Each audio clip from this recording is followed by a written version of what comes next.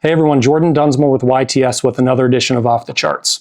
Tax season 2024 has come and gone. Now we want to take a look at some of the tax changes for 2025 and the potential ways to maximize contributions, manage capital gains, maybe give some money to some loved ones.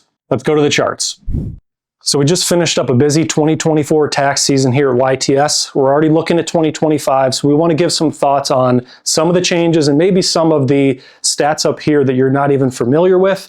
Let's start with the big one, just income tax brackets. The top tax rate is still going to be 37%, meaning if you are a single filer and you make up to or over $626,000, anything over that, you're going to be paying $37,000. If you're married, anything over $751,000, you're going to be paying 37%. A couple of the other ones that we do want to highlight on here would be the capital gains tax rate. So the rate that you pay on the capital gains of your investment has to do with your ordinary income. So one of the strategies that we've used is maybe you're having a lower income year and you also have a stock that's highly appreciated. If you're married and you make less than $96,000, you don't have to pay capital gains on any of the investments that you've made money in that you've held for at least a year. So unique strategy there. Another thing would be standard deductions. If you're married, the standard deduction is $30,000. We did a lot of taxes this year, and there was only a handful that actually had enough deductions on their own, meaning whether it be they work from home or they pay for a car for work, or had charitable contributions over $30,000. The vast majority of people will just take the standard deduction. So if you have deductions less than $30,000, you don't have to worry about keeping track of those. A couple of the other things. The gift tax exclusion for 2025 is going to be $19,000, meaning if you're married, you and your spouse can each gift $19,000 to, say, one child, or $19,000 each to all of your children. But one thing that kind of flies under the radar is you can gift more than that without it being a taxable event.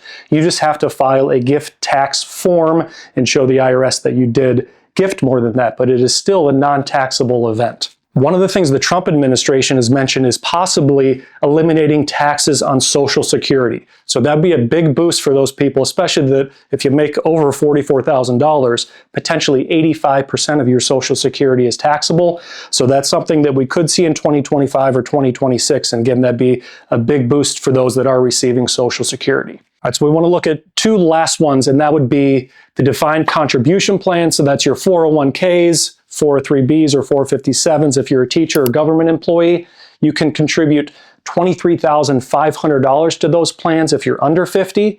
If you're over 50, you can contribute another $7,500. But one little known rule is if you're between 60 and 63, you can actually contribute an additional $11,250. So that's something that some of our clients that are in that age bracket have taken advantage of, maximizing contributions between ages 60 and 63.